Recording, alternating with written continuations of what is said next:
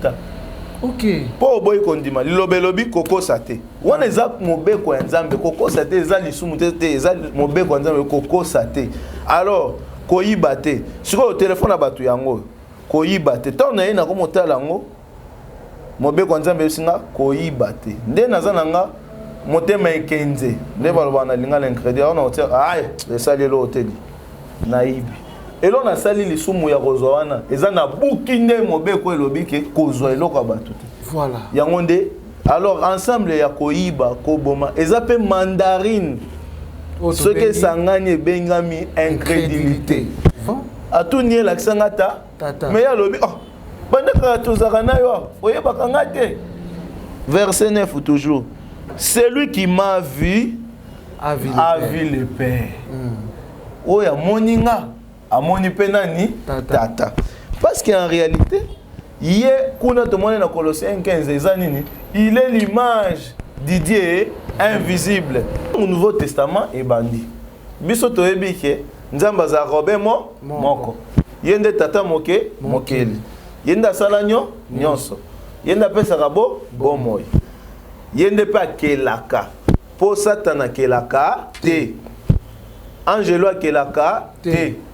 Ndengo boyokaka batu moko mususu balobi ah mais boyebi ke banzelu ba utaka na lola ba sepeli na basi wana mokili baye balobi ke te tolingi bango babotaka na bango bana ezapa ya solo te mais soki eza ya solo tokotuna mwanzelu azaka likolo o azaka na mapapu Bible elobi na Esaïe chapitre 6 botala ngo premier verset bokita Bible elobi baza na de mapapu ezipaka bango elongi de mapapu misusu pona kopumbwa de mapapu lisusu pona kobomba makolo ba répétera saint saint saint saint l'Éternel des armées. Question.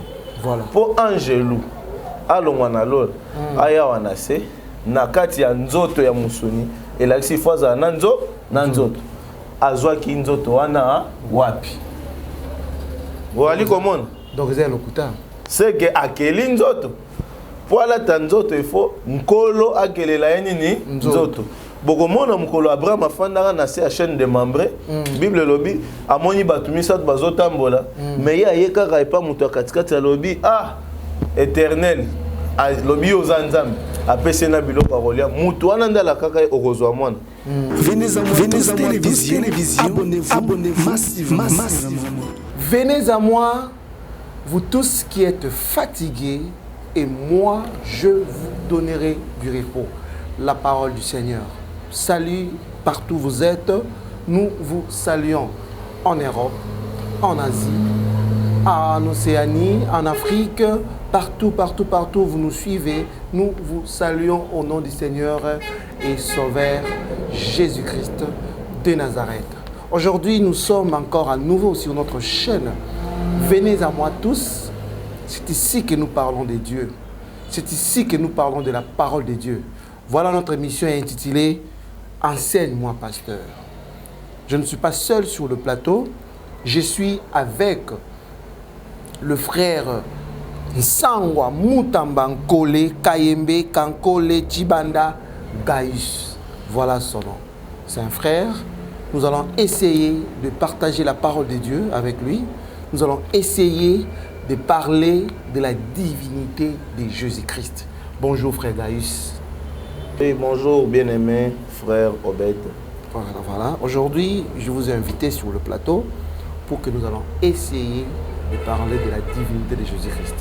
Mais avant d'avancer, j'ai remarqué que vous êtes la seule et l'unique personne à avoir un long nom. Cela signifie quoi?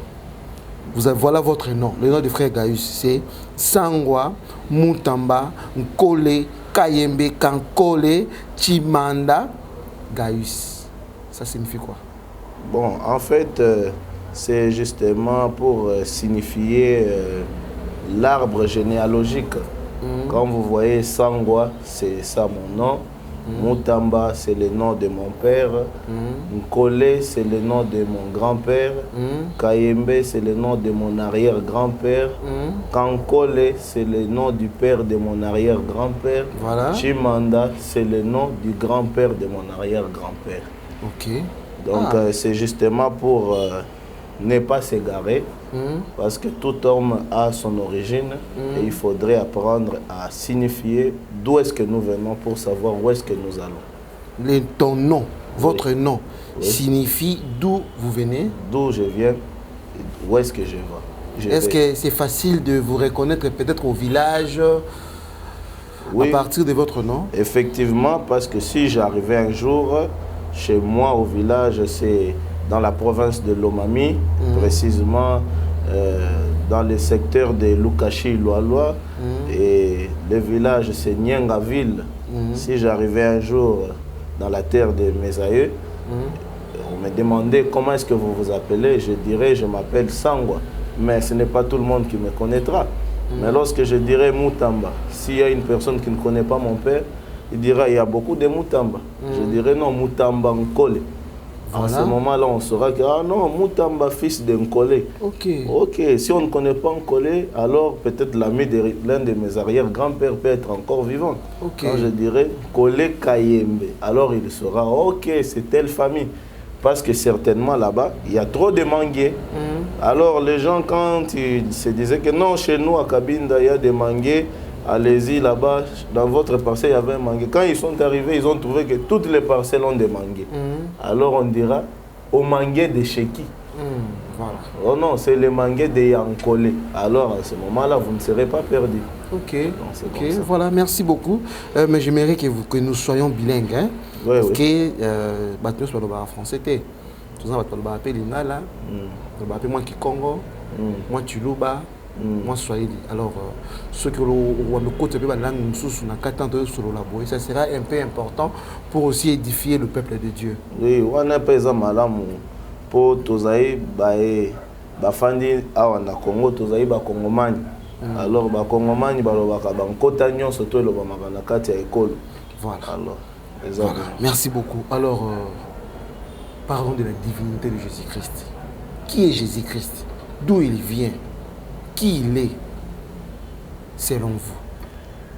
Bon, ezandenge bouti koloba awa makambo etali moto babengi Yesu.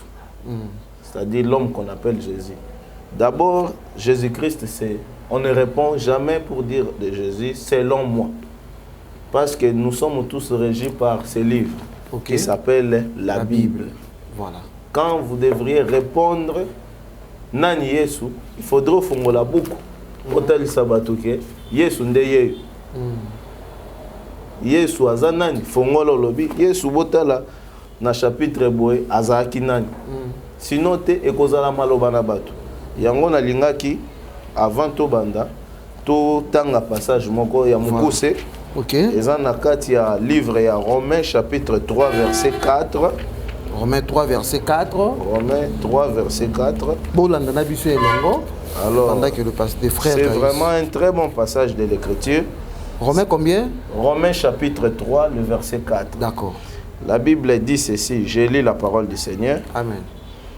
Romains 3, verset 4. La Bible dit, certainement pas. Reconnaissons que Dieu est vrai et tout homme menteur, comme cela est écrit, ainsi que tu as été trouvé juste dans tes paroles et que tu triomphes dans ton jugement.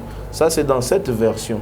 Mais dans la version la plus courante de ceux qui lisent, c'est-à-dire la version Louis II, version Obotanga Ramingi, Naba les Gédéons, la Bible amiquée, pour Naba amiquée, et comment mi boye. Que tout homme soit reconnu pour menteur et que seul Dieu soit reconnu pour vrai. Voilà. Donc, c'est-à-dire que maye muto akoiko banda koloba et kozala maloba kaka. Mais il faut ezala soutenu na liloba ya Nzambe. Oui. Donc kolobela batu makanisi na yo te makanisi batu nde tozoboya. To lingi ndo lobela biso makambu Nzambe aloba. Nanzela masakoli. Ndenge moko pe na yo. Exactement. Lobela biso la divinité de Jésus-Christ selon la Bible. OK. Alors, ce qui te relobela bon Nzambe ya Yesu na kati ya buku. Elakisi to kosala bon. To retourna Biblia yebisa biso Yesu azali nani? Nde Biblia faut yebisa biso.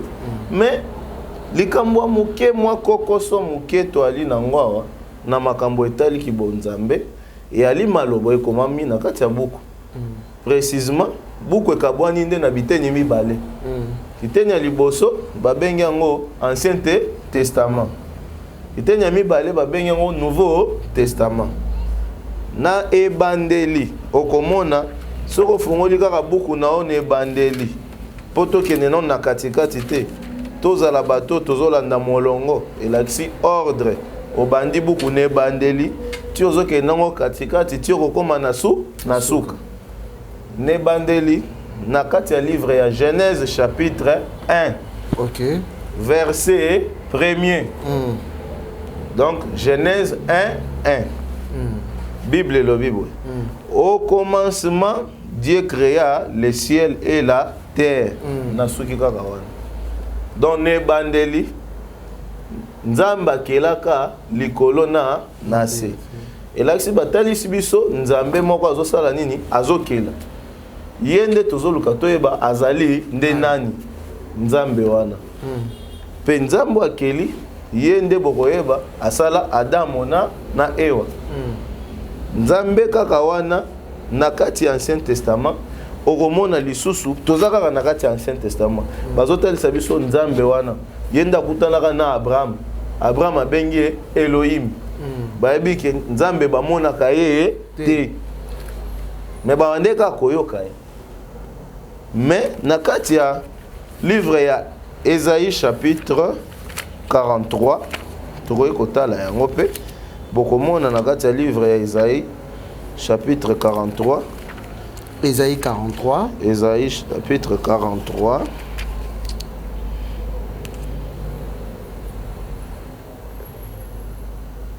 Ésaïe chapitre 43 Toluka Nazuik par exemple verset 12 Nabandi na verset 12 verset 12 Balobibo c'est moi qui ai fait des révélations qui ai sauvé qui ai annoncé les événements ce n'est pas un de vos dieux étrangers vous êtes donc mes témoins déclare l'Éternel ngai nem na lobaki makambo bande bandeli elobinde Yahweh Nkolo c'est moi qui suis Dieu voilà ozomona Yahweh wana zoloba ngai nde nazali nzambe verset 13 je suis depuis le début et personne ne peut délivrer qui que ce soit de mon pouvoir quand j'agis qui pourrais-je s'opposer voici ce que je dis l'Éternel celui qui vous rachète les saints d'Israël à cause de vous j'envoie l'ennemi contre Babylone ça dit ah wazotalisa malobi ke ngai nde nzambe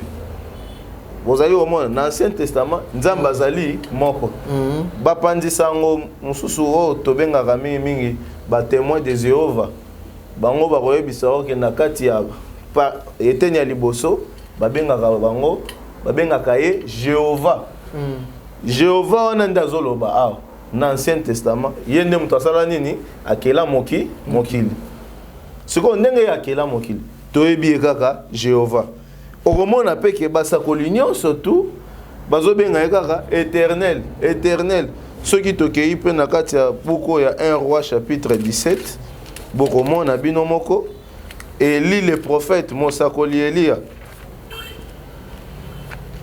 le prophète azo sakola na 1 roi chapitre 17 toko tanga ngombango poto umelate soyez un peu rapide Bible lobi boy derrière le temps frère guys oui Bible lobi boy Élie le Tishbite oui 1 roi chapitre 17 verset 1er Élie le Tishbite l'un des habitants de Galade dit à Akab l'Éternel le Dieu d'Israël ozomona donc Yahweh kolona Israël, Nzambe na Israël. C'est-à-dire azo reconnaître Nkolo moko. Wazanani Jéhovah dans l'Ancien Testament. Kaka même mutuana, bokomona Yesu na 2 Rois chapitre 2, azo sololana mutu babengi Élisée, wazalaki disciple na ye. Eza mukolo Elia matai na lola, 2 Rois chapitre 2. Bible dit verset 1er. Lorsque l'Éternel fit monter Élie au ciel dans un tourbillon. L'Éternel oyo azalinde nani Nzambe. Nde batu nyonso to bande kokumisa. Nzambe tata mokeli wana. Po Nzambe na kati Ancien Testament azande tata mokeli. Yende mutu akeli mokili asali nyonso tu yenda bikisaka. Yenda pesaka bomoi. En dehors na ye mutu mususu azate. Nde komona siko wana tokomi na katikati ya etenya liboso ya Ancien Testament. Soki toye lisusu awa na suka ya Ancien Testament bokomona kutu avant suka boko kepe na psomo bino tu boyebi psaume 23. L'Éternel est mon berger, je ne manquerai de rien. L'Éternel wana ye wana nde tata mokeli. Po akela likolo na se. Yene mutu apesaka bomoi.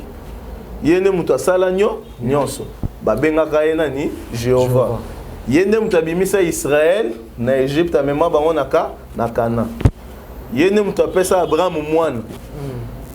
Bozomona. Mais na suka siko ya buku livre ya suka ya Ancien Testament babengango livre ya Malachi. Malachi tant makambo ezokoma na suka Malachi yebisa biso yo oyebi Nzambe.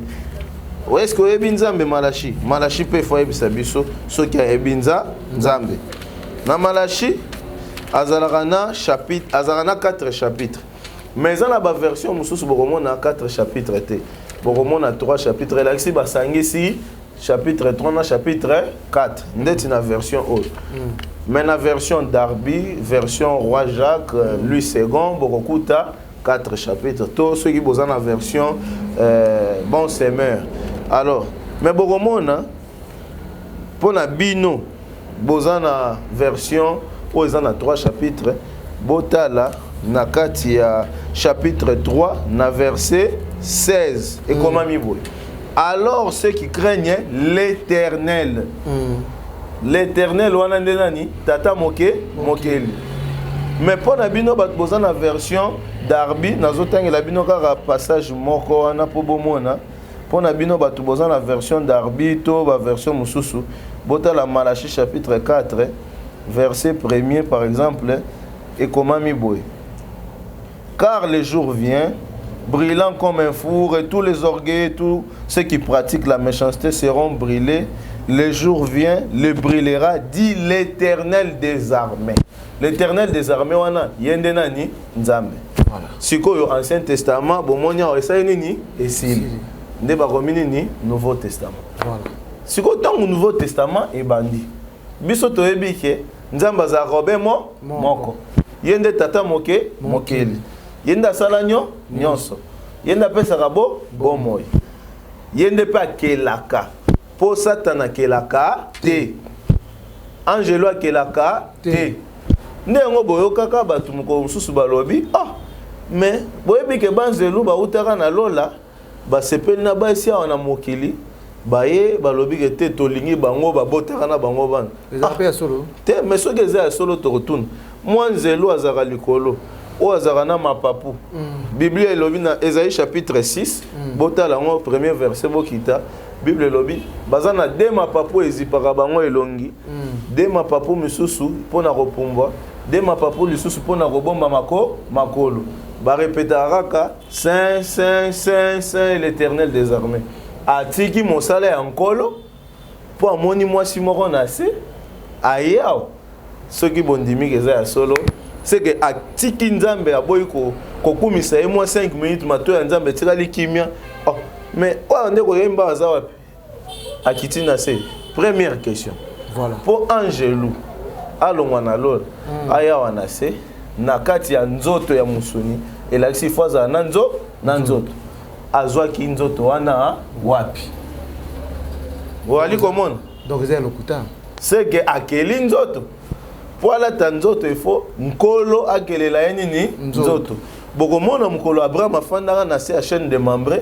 Bible lobi amoni batumisa bazotambola mais ya yekaka epa muto katikati lobi ah éternel lobi ozanzam apese na biloko akolia muto wana ndala kaka okozwa mwana wana ezalaki nani nzambe alati musuni azotambola na bato mibale toko comprendre pourquoi nzambe alati musuni alatisi mpe banzelu mibale musuni mais ce que ok moi nzelu ye moko bondimisama satana ali na nguya mais mpona nini satana atikala na kosala nzoto te ayaka kaka koteli ndeko na yo asala o mabe voilà angelu akoki kolata nzoto te soki nzambe asaleli nzoto te le reste wana eza fo wana eza débat mususu mokolo mususu nzambe osala biso ngolu tokoya kolobela kaka wana alors nde na nde koloba nouveau testament esali nini esili toyebi ke mokili azalaka moko toyebi ke tata azalaka mpe moko so tant tobandi nouveau testament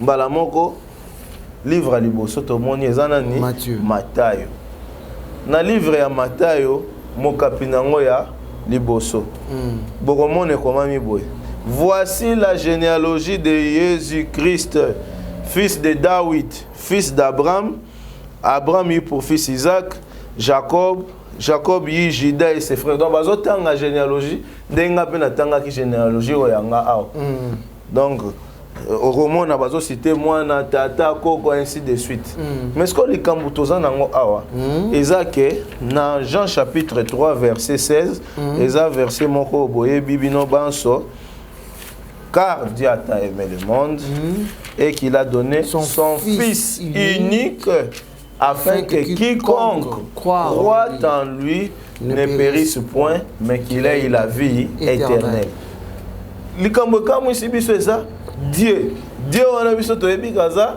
tata wana o akela likolo pe se babi alingi mokili c'est que mokili oyo asala nini akela et il a donné son fils c'est-à-dire que aboti nde mwana soki aboti mwana likambo ezawa eza que c'est que mwana wana eske akoki kozala ye naturellement tokolobake eza ete.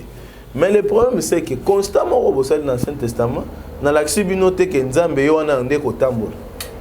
Po Nzambe ba mona kaye te.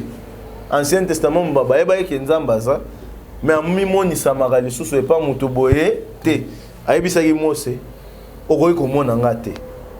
Ala takaka ka forme po ami moni c'est pas bato. Mais siko awa Dieu a tant aimé le monde et qu'il a donné son fils afin que quiconque croit en lui ne périsse point, mais qu'il ait la vie éternelle. Mais c'est quoi les fils wana? Biblia, yebisa biso toloba ki faut totuna yo. Les fils wana zana nani? Tokei na livre ya Colossiens. Voilà. Colossiens. Colossiens chapitre 1. Colossiens chapitre 1. Colossiens chapitre 1. Eza beaucoup moko malamu po balobi maloba nyonso to ya bato ezala lokuta ya nzambe nde ezala solo c'est-à-dire ya nzambe eza oyo bokotalisa ngo na makomi ezala makanisi ya bato te. Colossiens chapitre 1 verset 15 Bible elobi boye le fils est l'image du Dieu invisible, le premier-né de toute la création. Et là, si moi, na Yesu, aza etaliselo ya nzambo amona na kate. Le fils est l'image de Dieu invisible. Ozomona, c'est-à-dire que awa nazanga, mais naza pena elilingi nanga. Mais elilingi nanga nangai eza debiloko. Mais ce ko eloko moko eza boye. Eza ke elilingi basimbaka yango te. Elilingi okoki kopesa yango mbote te. Elilingi okoki koyoka esengo akofanda na yango te. Sikoyo po ozala na esengo makasi ekozala soko osimbinga na loboko ndenge osimbinga. Na kosimbanga okomona peke elilingi na yo esimbi elilingi na nga. Alors nzambe po atalisama esengaki alata nzoto. Nzoto wana eza po apusa na pembeni na biso. Yango omona fils wana bakomaka ngo na F majuscule. Elakisi nzambe na kati ya nzoto ya moto. Jean chapitre 1er verset 1. OK. Bible ezotali s'appelle eloko moko ya malamu. bokomona to kanga kike na ebandeli kuna nzambe nde mutu akela mokili tata wa mona na kate yende mutu akela mokili sikoyo Yohani chapitre 1er Bible lobi au commencement bokomona ke kuna peto banaina au commencement tout le monde a dit que Dieu créa. Siko awa siko Jean yebisa biso au commencement yo mona kini nini. Au commencement la parole existait déjà. On a version. Mais la version na bino bokomona au commencement était là la parole. C'est-à-dire il y a monde qui ne bandeli liloba nde yalaki. Mais liloba o yazoloba la parole eza maloba te lo mu pepe boete.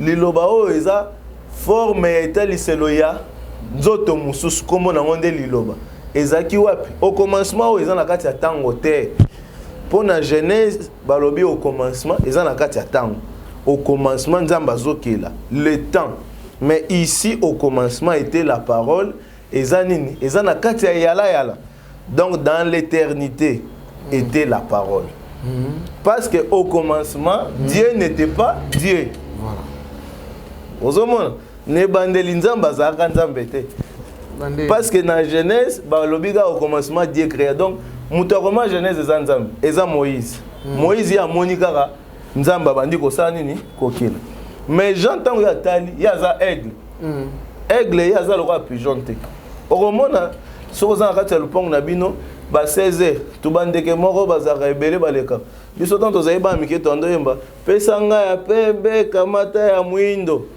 bawana bapumbwa kaka mwa likolo soki otali pe bien komona susi ya mike moko bapumbwa mwa likolo na bango ezaka degré par degré kopumbwa pona ni mo pepe zaka nde makasi kuna ya omona ta ba avion nyonso tout ekomaka likolo kaka ya munene nde komaka likolo aigle nde mutu apumbwaka likolo mapata nyonso tout koleka bandeke tu tangu Moïse atali ya moni na kati ya tango nzamba aliko sa nini kokela metango Jean tali Jean kei tine yala amoni liloba nde zalaki parce que ne bandeli nzamba zalaka nzambe te pona nini parce que nzambe lakisi muto bakumisaka OK avant po bakumisa il faut batu bazalati c'est-à-dire que nzamba komaka nzambe mukolo kelaka banjelo bakomi kokumisa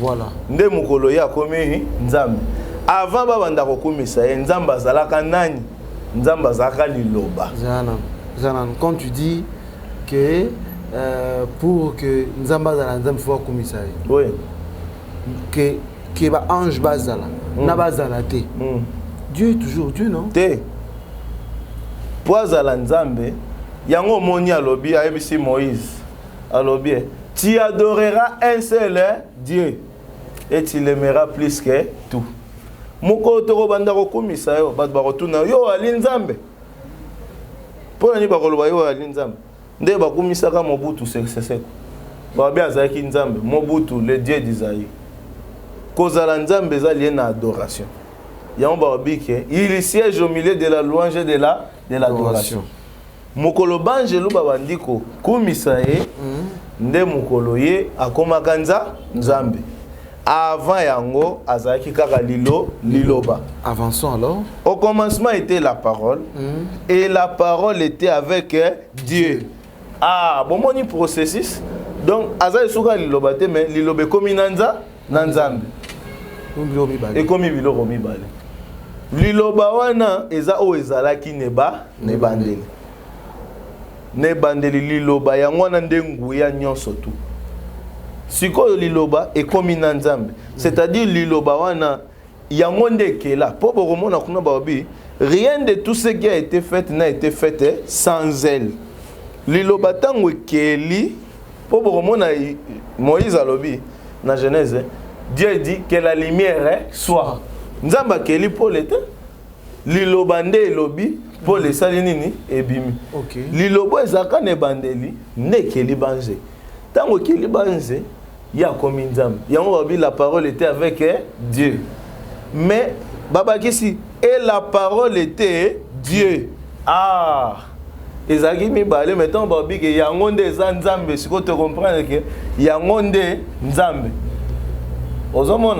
Et la parole qui était Dieu, c'est-à-dire, c'est la parole de Saïnini et Kéli. Ok, soit la parole est Dieu, là, ici, la parole de Zaïna Genèse chapitre 1, qui créa le ciel et la terre. Voilà. Donc la parole de Tata. Ok, ok. C'est quoi?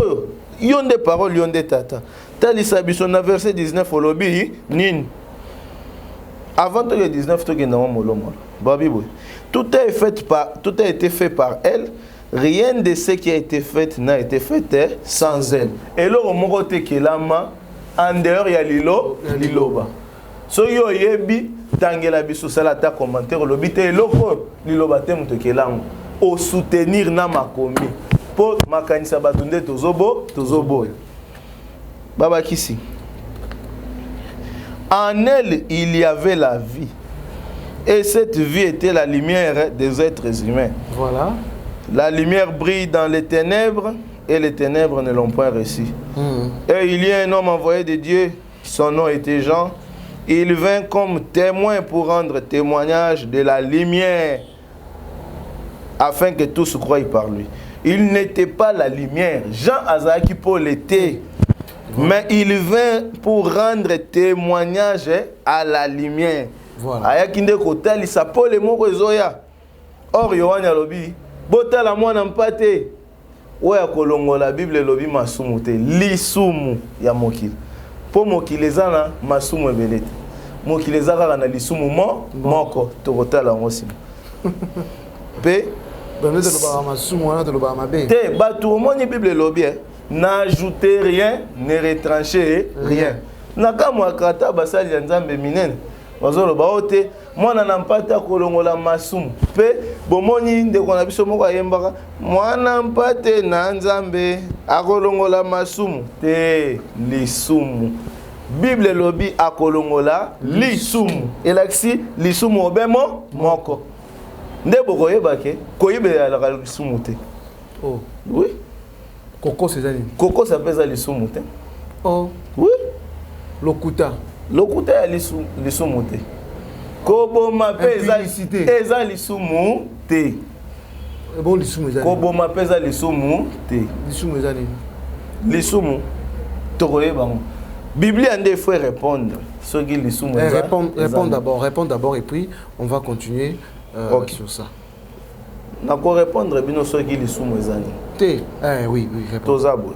Pour na fongola ki parenthèse wana avant na kangango il faut pe na pesa bayi ba kolanda biso pole ndenge yoani ayaki pe kotali sapo pole ndenge pe na telemi siko pona tali sapo pole boko mona isusu deuxième hérésie et kangami nango ezao les 9 fruits de l'esprit te molimo zakana 9 fruits te. Pour remonter dans Ephésiens chapitre 5. Avant d'arriver d'abord sur les 9 fruits de l'esprit, répondez d'abord pour écouter les sous. Kasi nazawana nde na lisumu. Ya on azota lisabino eloko ekokani nango pour comprendre. Pour yeso lo biso nazo la kisabino makambo ase bozo comprendre te ya mokila. Et boya kuna nde boko comprendre. Voilà. To banana nous awa pour bomona pe kuna. Na Ephésiens chapitre 5 le to mona. Qu'est-ce qui se passe réellement? C'est quoi le péché? Parce que ma commis est clair. Bande konanga boza la rana culture ya kotanga la Bible pour battre bakosa rabinote. Bible lobi que ce livre ne s'éloigne point de ta bouche. Médite-le jour et nuit. Josué chapitre 1, le verset 7. Ephésiens chapitre 5, verset 22. Bible lobi boy. Mais le fruit de l'esprit. Na lingala mbuma ya molimo mbuma ben moko babi c'est l'amour, la joie, la paix, la patience, la bonté, la bienveillance, la foi, la douceur, la maîtrise de soi. Basi tango 9 mais balobi mbuma ya molimo mutu mso akoloba te mbuma molimo wana na moni nde babi c'est l'amour elakisi eza bolimo na sima misusu wana ezani nde babi ete eza 9 te mbuma molimo eza moko siko eyali lokola mandarine yango omoni nzambe asala bambuma misu po te ya biso babi mbuma eza mandarine mais siko longoli poso ya mandarine okokuta ke biloko mike esangani esali mandarine Ce qui est le mot était ni moko simbi bolobi na simbi mandarine te simbi mandarine te simbi était ni yama ya mandarine. Ce qui est na bolingo kimia patience bonté bienveillance foi nyon surtout na ce qui sangani yango nde salaka fruit de l'esprit. Jamais kozwa molimo epesoka kana nu bolingo kimia ko yasima. Tes frères, omoni, moi j'ai encore l'amour, mais patience non nazoate. C'est kozwa non molimo, te. Mukolo kozwa molimo, il faut epesa yo 9 caractères oyo kosala mbuma moko. Nde yango sikoyo lisumu.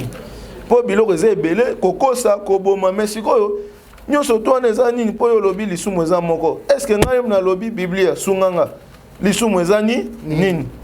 Biblia définir biso yango. Voilà. Toza na 1 Jean Bible yango mo pesa dictionnaire et définissaka et définissaka ba mona ngo. Oui, bon ça po tango pe tozo kima na sima ya tango ennemi ali boso moto ezaka tango.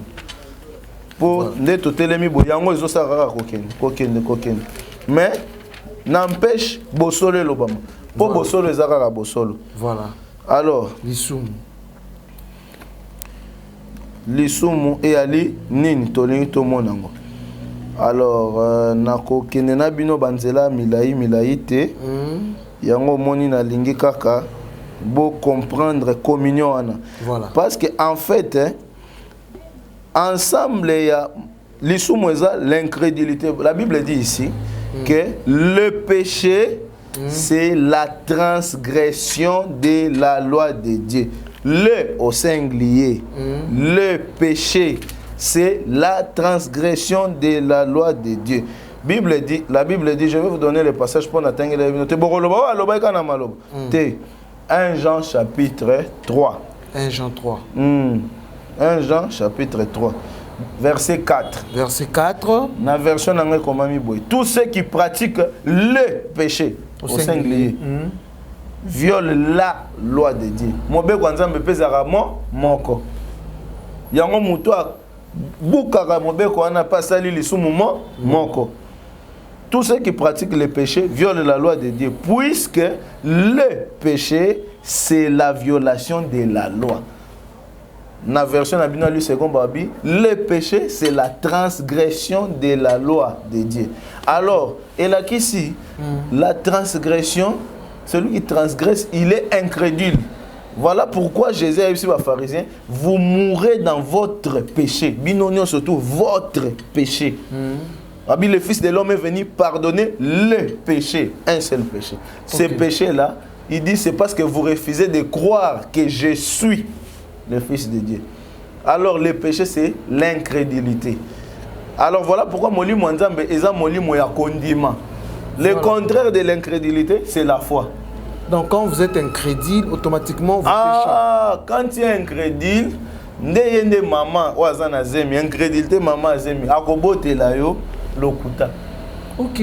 Po boy kondima, lilobelobi koko sate. Wana eza mobeko ya Nzambe, koko sate eza lisumu te eza mobeko ya Nzambe koko sate. Alors, koyiba te. Siko téléphone na batu yango. Koyiba te. Tant na ye na komotala yango. Mobeko ya Nzambe singa koyiba te. Nde nazana nga motema ekenze nde baloba na linga l'incrédit on a tia ay esali lo hoteli naibi elo na sali lisumu ya kozwa wana eza na buki nde mobeko elobi ke kozwa eloko ya bato te. Voilà. Yango nde alors ensemble ya koyiba koboma eza pe mandarine ce que sangani ebengami incrédulité. Voilà. Na kati ya incrédulité nde tozana lokuta. Ça veut dire que quand tu voles, quand tu mens, quand tu tues, ça veut dire que tu n'as pas encore cru. Tu es incrédule. Voilà. C'est ça le péché. Mais il faut fouka moi Nzambe ya kopesa nga molimo akondima. Nandimela yo po o andimeli oromona 1 dans Romains chapitre 8 le verset 17 Bible zolo ba makambo ya makasi. Bino ba théologien bato boke kotanga Nzambe bosala ka effort Nzambe atalisa bino liloba na ye eza makanisi ya bato te. Alors Bible lobi verset 9 quant à vous Romains 8, 9. Quant à vous, vous n'êtes pas animés par votre nature propre, mais par l'esprit. Si du moins l'esprit de Dieu habite en vous.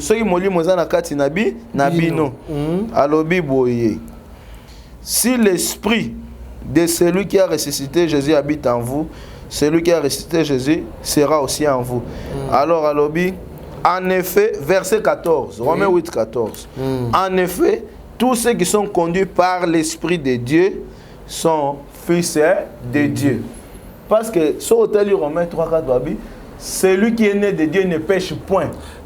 Voilà. Vous comprenez? Oazana molimo asumukaka te. Ponya asumukaka te. Po molimo koyese ndima lilobao ata okato mutu. Osalaki ngoto osalaki ngote. Na salaki bakati mutu. Te frère omoni wana bakato mutu. Ondima kaka Yesu akolimbisa. Non. La Bible dit il n'y a pas de sacrifice pour les péchés après avoir reçu la connaissance de la vérité. Voilà. Mais na kangi parenthèse na zongi na onande koloba. Oui. Yesu. C'est-à-dire que voilà. Il a vraiment éclairci sur le péché. Nous avons compris certaines choses. Donc, on doit comprendre. Restez toujours branchés. Nous sommes en train de continuer avec le frère Gaius. Nande koloba. Sikoyo, Jean chapitre 1 lobby que et il était la lumière des hommes. Jean est venu rendre témoignage de la lumière. Mais verset où est lobby sikoyo nassé et lobby verset 14. Jean 1 14. Et la parole s'est faite homme. Dans la version de et la parole s'est faite chair. Voilà. C'est-à-dire la parole qui était Dieu s'est faite homme. Voilà. C'est-à-dire Dieu s'est fait homme. Or, Nzamba ko zala mutute. Yango monita ngala tinzoto. Ba yo ali Nzamba habité. Nga ali mwana na moto. Pona nini? Parce que Jean chapitre 4 na verset 20 Yé moko Yesu azotambo azosola na mwasi mo Samarite. Mwasi à Samarie. Abi nos ancêtres ont adoré verset 19 Jean 4 19. Abi bo Seigneur lui dit la femme. Je vois que tu es prophète. Abi si na mo yoza mo sakolia. Abi je vois que tu es prophète. Nos ancêtres ont adoré sur cette montagne et vous dites que l'endroit il faut adorer c'est à Jérusalem. 20 La Bible dit, femme lui dit, je crois que l'heure vient où ce ne sera ni sur la montagne, ni à Jérusalem que vous pouvez adorer. Vous adorez ce que vous ne connaissez pas. Voilà. Pour adorer Kanan, mais ce que vous adorez, vous adorez le roboye baka te. Si le lo, adorez le roboye baka te. Vous adorez ce que vous ne connaissez pas. Alors, vous adorez, voilà. Vous adorez ce que vous ne connaissez pas.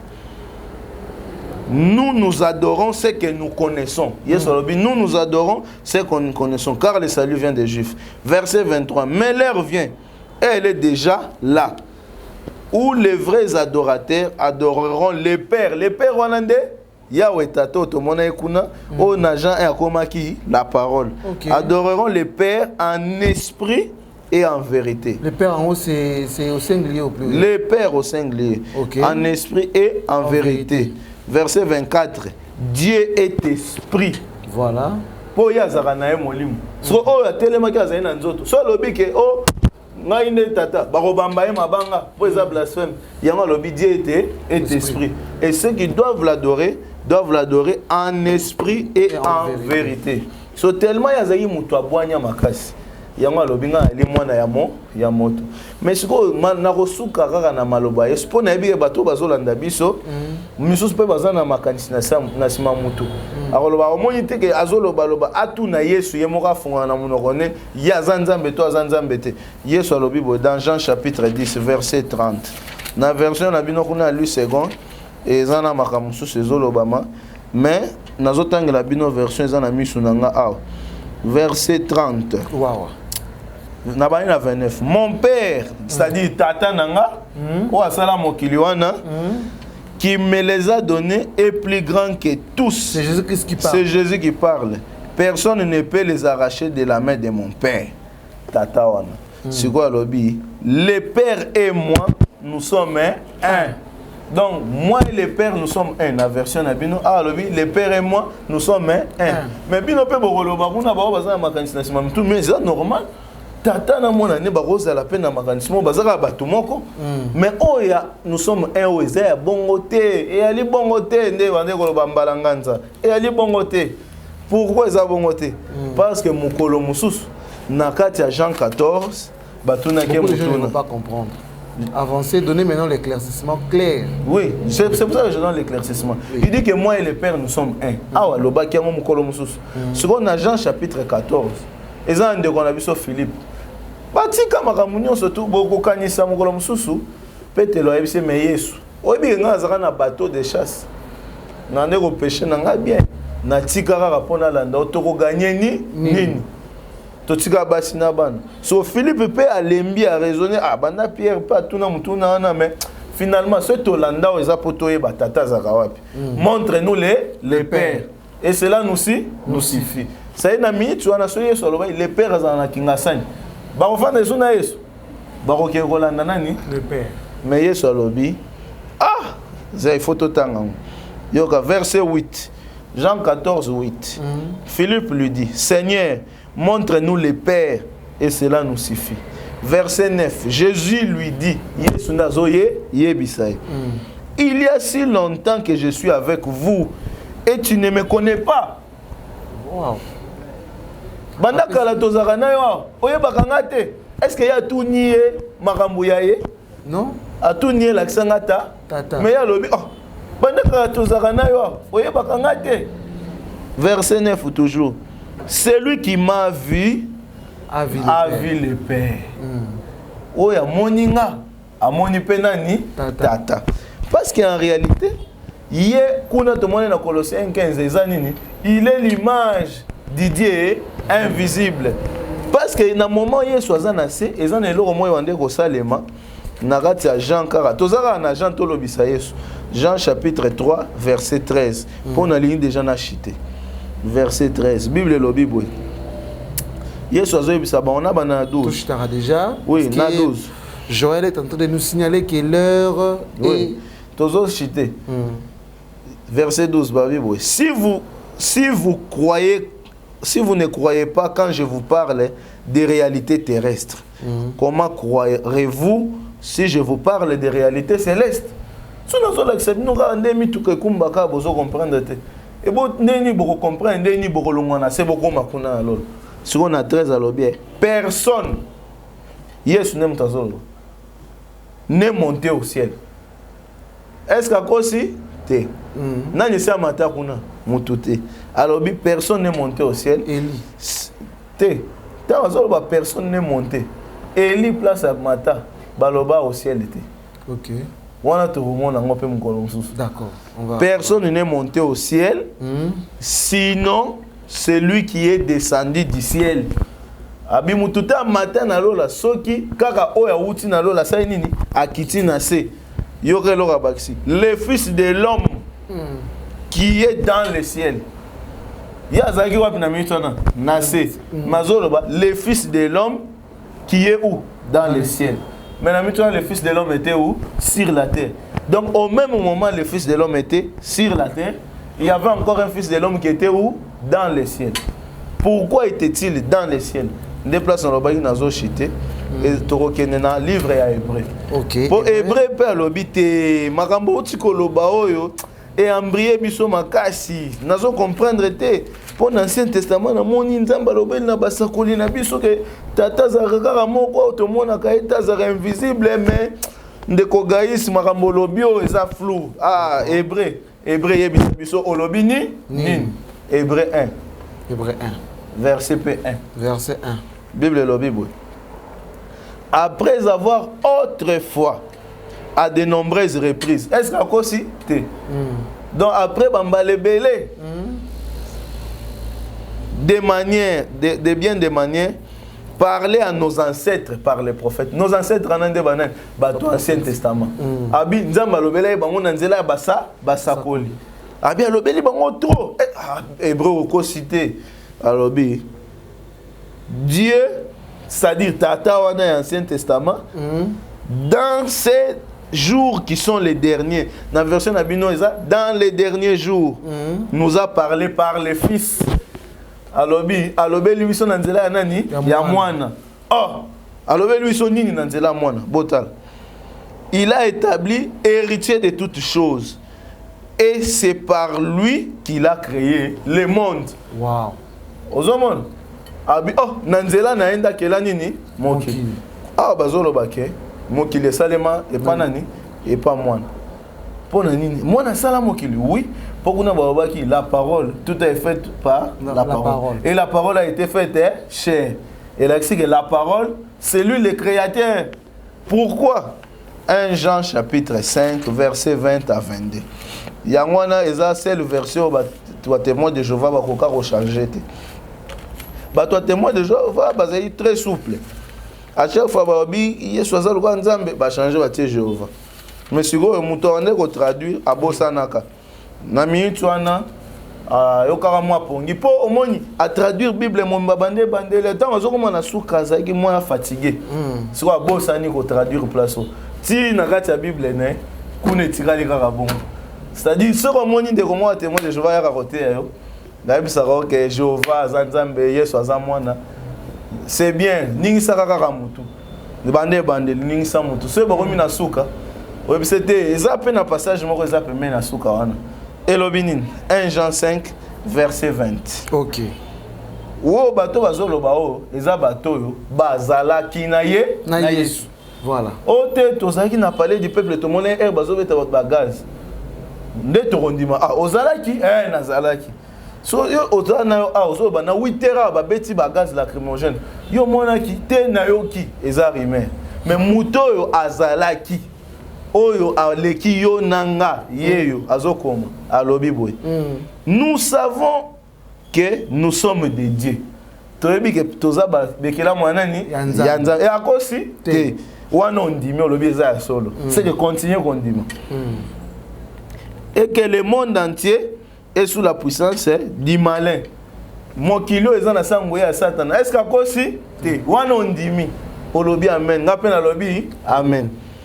Verset 20. Mais nous savons aussi que le Fils est de Dieu. Le Fils de Dieu, on a dit Yes. Est venu et qu'il nous a donné l'intelligence pour connaître le vrai Dieu. Voilà. Après, si nous sommes à les potes, Nzambe ya solo. Est-ce qu'il y a aussi te reprouvant Yoka. Et nous sommes unis au vrai Dieu. Si nous sommes unis en son Fils Jésus. Et qu'on a la version et nous sommes dans le véritable en son Fils Jésus. Verset 21. C'est lui le vrai Dieu et la vie éternelle. Voilà. Donc c'est Jésus qui est le vrai Dieu et la vie éternelle. Voilà. Petits enfants, gardez-vous des idoles. Pour la nuit à l'Obakiango. On a des témoins de Jéhovah à traduire parce que Nzambe azali Dieu dans la Bible mais ils appellent sous Seigneur parce que c'est le verset pour moi déjà 1 Jean chapitre 5 verset 20 à 21. Ndena ça bino pona rochité fa na bimsara ba Hiroshima na ba bombo wana nde ba lobi asuka na sengi 30 secondes pour na pesa bango ba passage ba rotanga na ndaku po isunga bango ba demo ba tunisa bango te voilà balobi boy verset 4 Apocalypse chapitre 1 Apocalypse livre à révélation mukolo ba robeng sabiso sous to relax sabino makambo voilà balobi boy verset 7 les voici qui vient avec les nuées. Awa Yohani, disciple à Yesu, les voici qui vient avec les nuées. Tout il les verra. Même ceux qui l'ont transpercé. Et là, les verra, yes, pour les transpercer. Et toutes les familles de la terre pleureront amèrement sur lui. Oui, amen. Verset 8. Je suis l'alpha et l'oméga, dit le Seigneur Dieu. Voilà. Basangisi, le Seigneur Dieu. je défie aussi tous les théologiens. Voilà. Balaksanga la Bible. Place Seigneur Dieu et comment à part A. Seigneur Dieu et comment kaka A. Basangisi Seigneur Dieu. Pourquoi basangisi Seigneur Dieu? Parce que dans l'Ancien Testament, Moutouana A, tant à mon comprendre dans l'Ancien Testament, le Bible. Nzamba yebisi Moïse. Écoute, ô Israël, l'Éternel ton Dieu est l'unique et éternel. Mais ce qu'on a dans le Nouveau Testament, il retourne à Jésus. Ah, mais Moïse a l'obaki. Écoute, ô Israël, ah, Jésus a dit oui, l'Éternel ton Dieu est l'unique Seigneur. Oui, oui. C'est quoi? Si Jésus, toi, ben, mon maître, ton Seigneur, alors oui, je le suis, car je suis aussi Seigneur. C'est quoi? Ah, le Seigneur, hein, Dieu. Basangi, si Seigneur, na Dieu. Voilà. Pour vous prouver justement qu'il y a un seul Seigneur. Ephésiens chapitre 4. On a des versets na biso asuka. OK. Autre kotangi la bino, pomisu na bino e fongwama. Bon monake. Tango komi mabe Ephésiens chapitre 4. Ephésiens 4. Verset et le Bible. Je vous encourage donc. Ndenga pe na pesi bino courage lelo. Donc, moi les prisonniers dans le Seigneur, prisonnier en colo, à vous conduire d'une manière digne de l'appel que vous avez reçu. En toute humilité, et douceur, avec patience, supportez-vous les uns les autres dans l'amour. Alors, efforcez-vous de conserver l'unité. Par les liens de paix.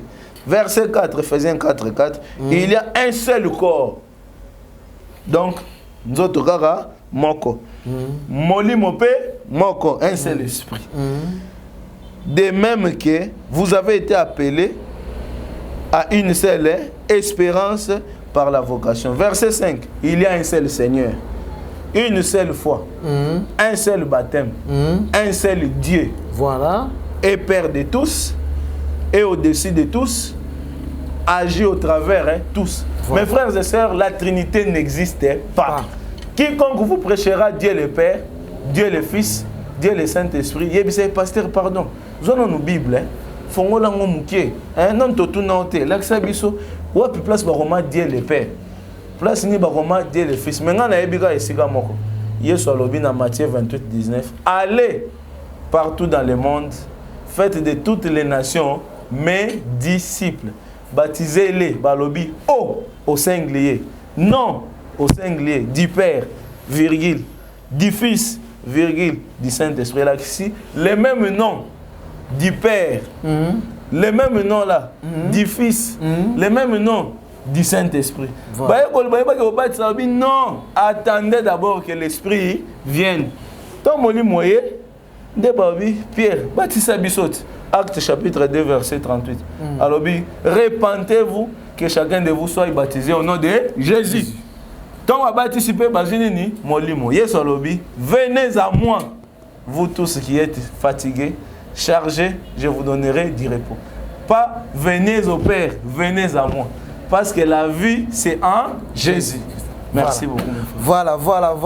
C'était vraiment merveilleux, frère Gaius. Merci beaucoup. Vraiment, nous sommes vraiment édifiés par le frère Gaius Nsangwa Mutamba. Je ne saurais pas encore citer son nom complet.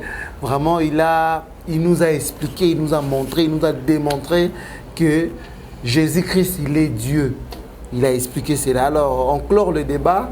Donc, beaucoup de gens, témoins de Jéhovah, musulmans, catholiques et autres, toutes les religions en agnon, confusion moins mingi, qui est Jésus-Christ. Aujourd'hui, le frère Gaius nous a expliqué que Jésus-Christ, il est Dieu. Il nous a démontré avec des versets bibliques clairs. Alors, nous vous remercions. Nous remercions toute l'équipe de Venez à moi tous et de Venez à moi Mag. Nous remercions aussi notre caméraman Joël Nso, qui est autrement appelé Batista. Nous remercions aussi notre invité, le frère Gaius. Merci d'avoir répondu à cette invitation. Oui. Je pense que prochainement, on va parler aussi de la doctrine de Jésus-Christ. Très prochainement, on parlera de ça. Préparez-vous déjà pour ça. Merci à notre papa Lick Lucas et à maman Élisée Fidi. Nous vous remercions. J'allais aussi saluer mon très cher père Sébastien Moutambankole. Voilà. C'est lui qui nous a instruits depuis, parce que pas père spirituel, parce que père spirituel n'existe pas dans la Bible. On parlera mon père, mon papa, moi, et ma maman Godelive, mes frères et sœurs, Berger, Israël, Romain, Sauvignan, Claire, Saint-Tiche. Voilà, nous vous remercions. Sans compter mon avocat, le maître Ilunga Kaleta. Voilà, nous remercions aussi notre coordonnateur, le pasteur Freddy Soki. Nous vous remercions pour le beau travail que vous fournissez chaque jour pour que Bisouamon Mon Arabi soit toujours sur le plateau. Nous remercions aussi notre réalisateur, veuillez m'excuser, Christy Vissongo. Nous remercions aussi notre Déborah Mouké. Nous remercions aussi Merveille Mouké, grand modéliste. Nous avons Tengere Bilamba qui toque na Kinshasa. La RDC a bien contacté Merveille Mouké Mode. Nous remercions aussi tout le monde. Voilà. Merci à vous et à la prochaine. Merci. Venez à moi tous. C'est les cultes personnels, en famille, collectif et plus. Ordre et mission, Matthieu 11, 28. Venez à moi, vous tous qui êtes fatigués et chargés. Live, musique, événements, prédication, enseignement, lecture et méditation de la parole des dieux, témoignages, le direct et beaucoup plus encore.